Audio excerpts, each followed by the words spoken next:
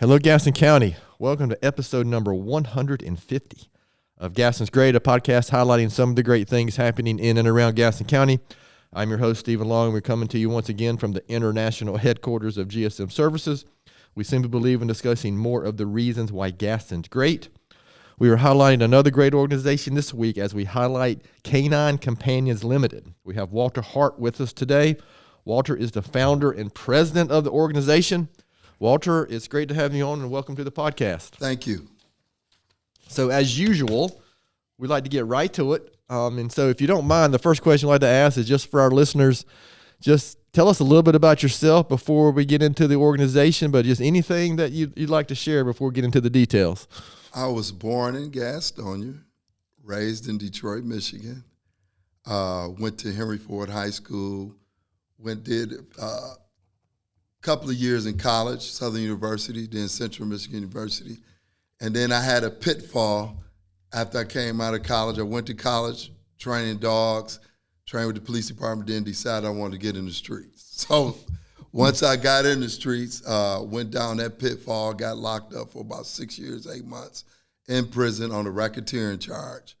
Came back out, decided, hey, don't want no parts being in the life of the streets, right, doing crazy things. Let me do what I was raised to do and born to do, and that's be successful and be an entrepreneur. I come from an entrepreneur family here in Gastonia, Hart's Automotive. My uncle Jimmy Hart is the owner of that, been an owner of that since 1976. Wow. My grandfather owned a business where he did janitorial work, owned a janitorial company, Hart's Janitorial Service. I think they started in 1950. I'm not correct on that, but wow. I've been around entrepreneurs my whole life. My family was terribly disappointed in me for making some of the bad mistakes I made when I was in my 20s. After that, I decided to just stay focused on dog training, and that's how, actually, I started with Hart's Dog Training Incorporated in Detroit first. And then I seen there was a need where I started donating dogs to senior citizens. And I had an attorney come up to me and say, hey, man, you just donating dogs to senior citizens, you need to start a nonprofit organization. And his name was Richard Fellerath. Okay. He helped me start Canine Companions Ltd, and that was in 2001. Hart's Dog Training Incorporated started in 1987. So I've been doing it a long time. Long time. I'm pretty much semi-retired right now. I just got put on another board in Arizona where there's 300 acres called Pleasant Valley, and it's going to be a retreat for veterans. And so what I'm trying to do is collaborate what I'm doing with veterans with Canine Companions Ltd, donating them with the veterans that have PTSD. And also we started with children with autism as well. And I have quite a few dog trainers all over the country, from LA to Mississippi to Atlanta to Detroit, that works with me. We have a lot of dogs that they're not, that won't make it for the police departments or military. We use them for therapy dogs for veterans with PTSD and children with autism. So it's a whole lot going on. Okay. I have a TV series in LA called Redemption Dogs that's being pitched right now. Wow. And also a movie about my whole life, Pretty Boy, where I got in the streets and did my little thing there. So it's quite a bit going on now. So you're just a Renaissance man. Got a lot of stuff going on, huh? I'm trying to retire. I'm trying just to condense things down. It seems like I've met a lot of people. It seems like they're busier after retirement than they are while they're in the working world. That's true. Okay, that's a lot. And obviously, our listeners, you hear that we're talking about a broader reach here than just here in Gaston County. But you heard the Gaston County connection with Walter. But so, Walter, a lot of people just heard that quick summary, but a lot of listeners are not going to know what Canine Companions Ltd is. So maybe can you just kind of go into what's the mission of the organization? What is it that you're trying to accomplish? The mission of the organization is to train dogs for veterans with PTSD. Okay. So what we do here in Gaston County right now, we work with the Gaston County Court with probation. I use, and some of these people, they have DUIs, low crime, and if they work for other companies and stuff like, they might be picking up paper or cleaning up and stuff like that. So they help out with cleaning up the kennels. And also I've started a program where I'm teaching them basic obedience, the basic commands. We got puppies coming this spring, so they'll be working with the puppies doing basic obedience and stuff like that. We also donate those dogs. If I find a match when I have these puppies with a veteran, we'll donate them to the veteran. But we already have dogs that's already available that we ship in from different states if a veteran needs a dog. So if there's anyone out there that's suffering from PTSD syndrome, we encourage them to give us a call. We can help them. We're available. We're open 9 to 5, Monday through Saturday. And like I said, we really want that to be out there here in Gaston County, that if there's a veteran that needs a good therapy dog, please give us a call. We did a few this past year. One guy was a Chief Navy guy that needed a dog, and we posted that all on our social media and all that. And we also need donations, by the way. Oh, sure, yeah. This is what makes things work, right? Basically, the company has been sort of like a foundation because I've taken my own personal money for training dogs privately on the private sector and put into the nonprofit. So it's been a blessing that way. I really hadn't had to really, close down because of lack of funding. But we definitely need funding.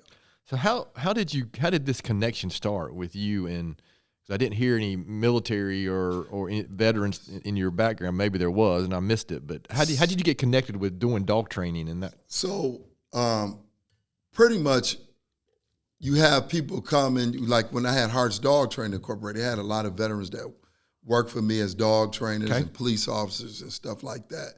And the idea came really when my son's a veteran, my dad's a veteran. Gotcha. So I always had an empathy for veterans because some of my uncles are veterans as well. One of my uncles is the vice president of Canine Companions here in North Carolina, Patrick Hart. Okay. So he's been very beneficial in terms of supporting us, as well. So he's a retired 30 years with the Air Force. Okay, so that makes sense. So how is it typically the court? You mentioned the court. Is that how you typically get connected to veterans or individuals who are needing this type of service? Or so we work with the Gaston County Veterans Organization here, and they put all the information out. A guy by the name of Guy Fleming, who's a part. He's been very instrumental in making sure that the information get out to veterans. Okay, so how many people are you typically serving? Or I don't know if that's a so here in Gaston. So we just got here within the last 3-4 years. Gotcha. So it's been sort of slow. That incident with the one veteran with the dog that he lost with the police department, I was there that day that happened, and I offered whatever help we could do for him. However, he ended up doing it somewhere else, but we did put the offer out, though. Okay. So we just need to get more information out here. We have a lot of dogs, so I have. If anyone was to go on to Canine Companions Ltd. Gaston, you'll see where we deal with a company called Protection Dogs Canine in Canada, as well as Blackjack Malinois in Mississippi. He's on 100 acres. He has 100 dogs. They have 50 in Canada. So we have a whole lot of dogs to choose from, pick from, and match. All over the country, and there's a place called Dream Center where we dealt with in LA a veteran program. We work right there in that building with the veterans, and they live there like homeless veterans and stuff like that. So, sort of similar to what we're going to be doing in Arizona on the 300 acres. And I'm trying to do something here in Cramerton. So, I've been working with Mayor Niels. That's why we're doing these fundraisers, this golf tournament. That's what I was telling you guys earlier. Every year. Go ahead and mention that. Yeah, every year they do a golf tournament raising funds for various charities, and I think the historical organization for Cramerton, they do like raise Baltimore money. Village or Yes. And so also the Chambers of Commerce, they all work together raising money for charities in the area. So we're trying to get a facility in Cramerton for Canine Companions Ltd. We want veterans working there as well as benefiting from it. So that's one of the goals. Okay. So are there any other, I mean, you mentioned Arizona, you mentioned Detroit, you mentioned, how did you end up connecting with, I think you mentioned, was it Mississippi too, maybe? How did you end up connecting with these? Some of these people have contacted me. Okay. And wanted me to, come there and see if we could use their facilities to bring the program. So that's what we did in Arizona at the Dream Center. And then, because Dream Center is all over the world, so we started with the Dream Center, and then we went to LA with the Dream Center as well. Okay. Yeah. Does something come to mind with your involvement with Canine Companions Ltd? Something you're most proud of? You look back and say, "Wow, this really hit home with the mission and what we're trying to accomplish." But something you're most proud of accomplishing? Yeah, through the organization was the Dream Center. Okay. Because we work with a lot of men there with the therapy dog program, and also I meant to mention that Fort Irwin Army Base. We also trying to do something with them as well. And see, I'm not by myself. There's a lot of other people in the organization. I just founded it and the president of it, but there are a whole lot of folks involved. Yeah, nothing this expansive. Maybe it's not sure it's the right word. Yeah, is typically done by somebody on their own. I mean, that's that's impossible. Yeah. And Sheriff Joe Pio, I want to mention his name. He was very strong in supporting us in Arizona from 2005 all the way up. He even came here 2-3 years ago to just put the word out. But he's been very instrumental in Canine Companions Ltd. And I've had some celebrities I've dealt with. That's been involved. Maite Garcia, she was the ex-wife of Prince, the singer. Oh, wow. Yeah, and Reverend Michael Bernard Beck. Prince is my generation music. Yeah, so I've had quite a few celebrities. That's interesting. Wow. So if you looked ahead 3 or 5 years, specifically focusing on Gaston County, if you could jump ahead and then looking back, what would you say, what we've accomplished, what we want to accomplish here in Gaston County, Cramerton, what would that look like? The accomplishment basically is one veteran at a time. Gotcha. That's what I say. So here's the thing. So if a veteran, first of all, they have to qualify to be able to take care of the dog too as well. So it's not an easy process. Gotcha. You don't just show up and here's a dog. Yes, that's not going to happen. So, my goal was one vet at a time. If you can help one vet, you're doing a great job, because these dogs are very expensive, $20,000 to $25,000, sometimes $50,000, depending on the training that's on them and the work being placed on them. But also, a veteran must have finance to be able to take care of the dog. That's an ongoing cost, right? Can't be homeless. Everybody say, "Oh, well, why are you not helping all these veterans?" Look, first of all, they have to meet the criteria, to be able to get a therapy dog. And so getting the word out, my goal would be that we could give at least 50 to 100 veterans in the Gaston County area. Okay. We have the dogs. We have the dogs. We just need more people getting involved, putting the word out, and also helping us get funding as well. Because a lot of times these veterans, they can't even afford the food, but they might be able to afford their living space and all that type of stuff. Gotcha. We would like to be able to even, once a month deliver food to them as well. All right. So what would you say is the biggest need currently? I mean, you mentioned funding already. We're trying to do kennels. Okay. And we're trying to also, I have some land personally that I own that an uncle of mine, Bobby Hart, donated to the organization. We thank him for that. And I want to put kennels on that property until Cramerton gets done. So that's the immediate thing of what we're trying to do right now. Okay. And these are for dogs that, like I said, we can have many dogs we need shipped to these kennels, just a holding spot until we've trained the veterans with the dogs and matched them. Because once they get the dogs, you have to work with them with the dogs to see if it's going to be a match. How long does that typically take from the time they first meet to you determine? Yeah, this is going to be a good match. It could be 2 weeks. It could be 6 months. Okay.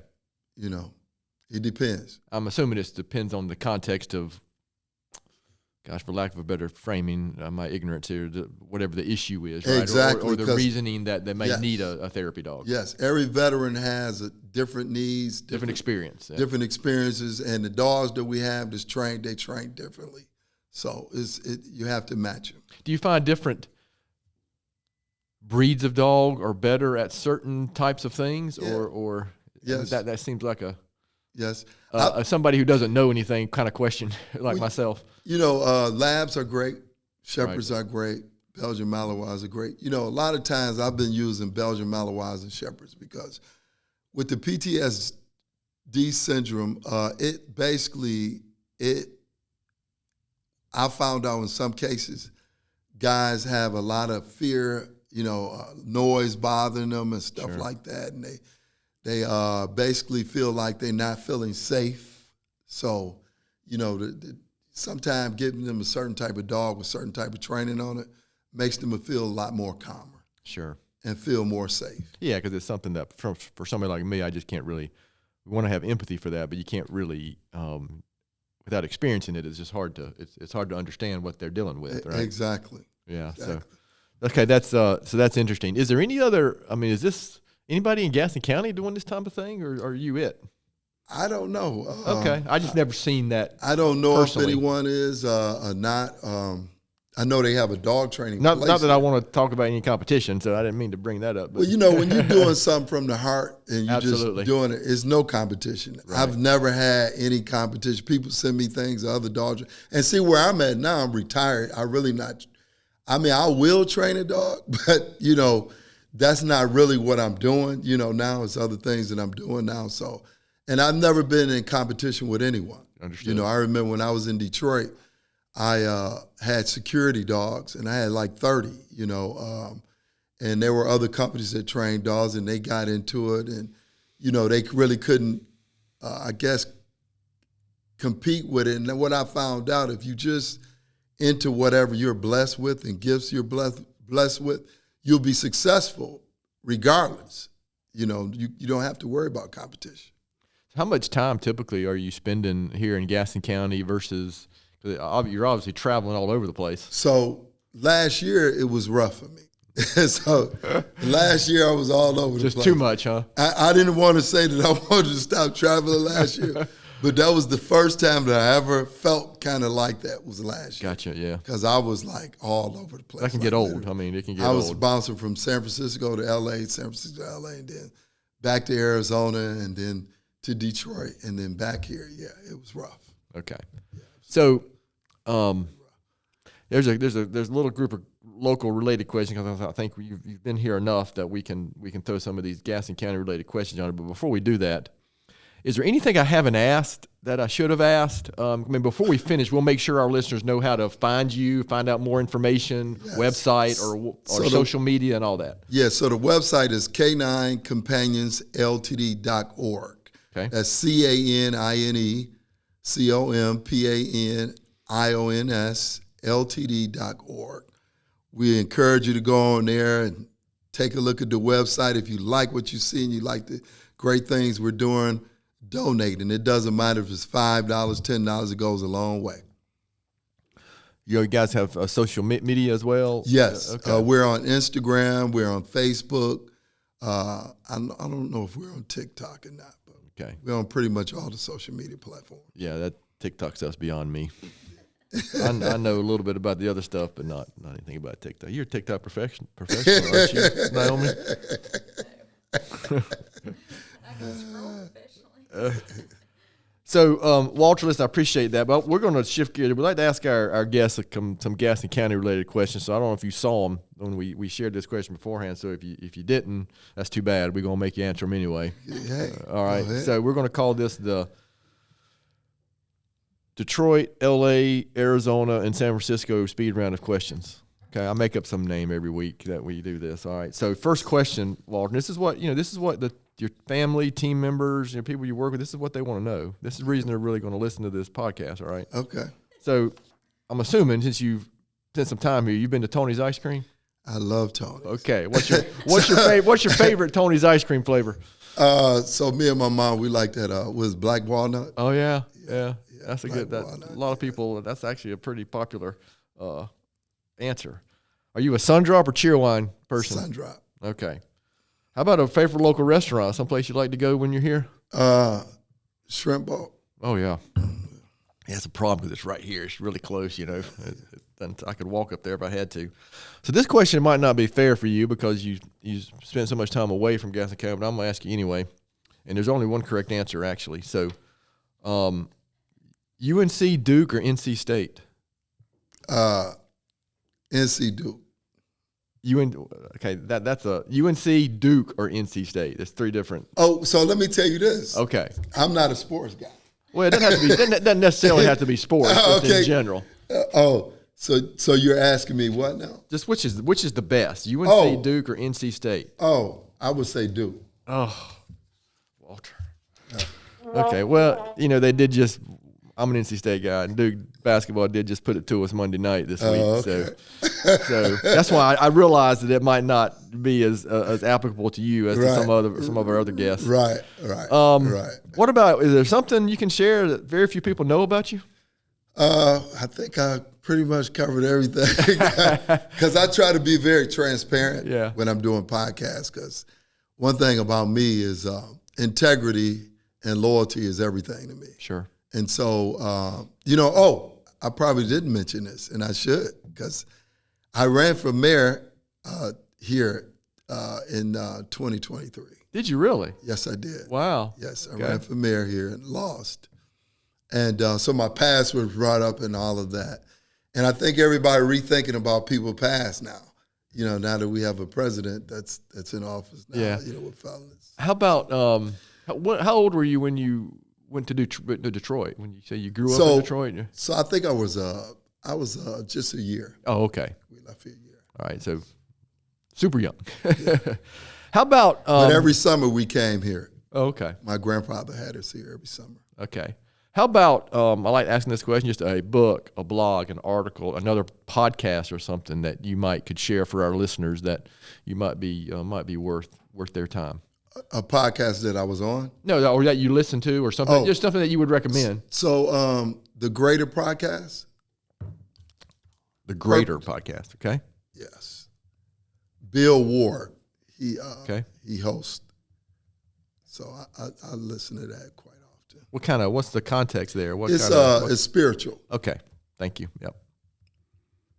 Greater Purpose podcast. That's what it's called. Okay. Greater Purpose podcast. That makes sense. All right. Yeah, I'm always looking for something else to add to my queue that I'm not going to get to. Yeah. You should interview Bill. He's a great guy. Okay. So, listen, I appreciate you, Walter, kind of indulging us on some of those local related questions. So, now you spend a lot of time here in Gaston County. We got to remember that we got just a couple more questions and we'll finish up this episode. Remember, this is a podcast about, in general, Gaston County, people like you who are doing good things for our community. And in you, obviously, it's a broader reach as well, not just here in Gaston County. But besides, Canine Companions Ltd, why would you say Gaston County is such a great place? The people here are just great. Yeah. Years ago, the Southern mentality was just awesome. It's sort of there, but not like it used to be. But I love it. I've always loved this place. What do you mean? Just the Southern hospitality type of Southern attitude? Hospitality, yes. Yeah. Yeah, listen, that's a relatively common answer to people, right? I'm a homer for Gaston County, of course, and I spent some time away as well.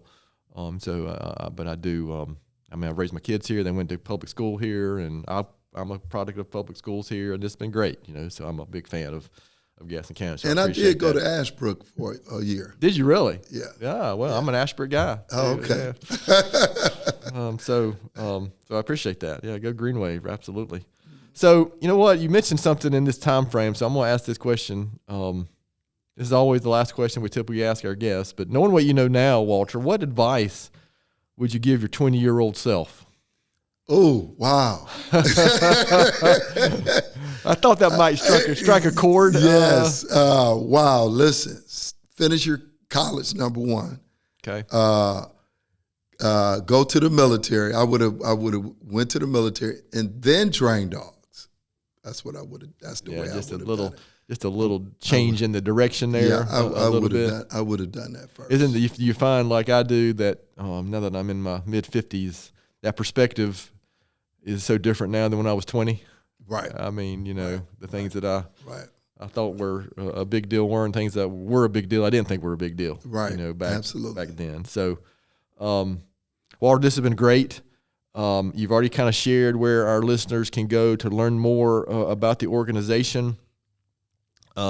Any last words you'd like to make sure that our listeners get from you today and make sure we cover for you? Because again, the main point is just let's bring awareness to your organization, and maybe somebody's out there listening and say, "Hey, I got a veteran that I know," or something. Yeah. So if there's a veteran out there, please go to our website at caninecompanions.ltd.org, and you'll see on there where you can fill out an application, and we all vet those applications, and we'll get back to you as soon as possible.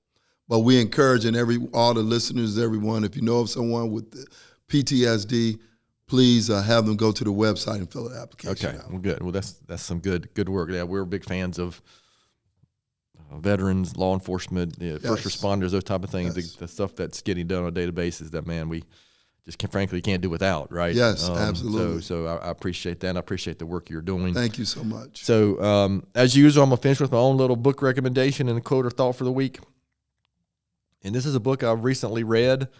And I've shared some of his books before, but he's a personal mentor of mine, somebody I've known 25 years, a guy named Mark Madison. His latest book is called When I'm Old. So kind of like me, his perspective is changing over time. He's a little older than I am, but it's just a good read about, when you start not reminiscing, but your view kind of changes of the world, and you want to start thinking about legacy and other things. But it's a good little short, easy read. And maybe some things that you might want to start thinking about as we get older. I know I think about different things than I did when I was 20 for sure. And my quote this week is from Winston Churchill. I know I've used him before, but I think this ties into the type of work that Walter's doing. But Winston Churchill said, "We make a living by what we get. We make a life by what we give." So, unfortunately, I think that's true. Yes.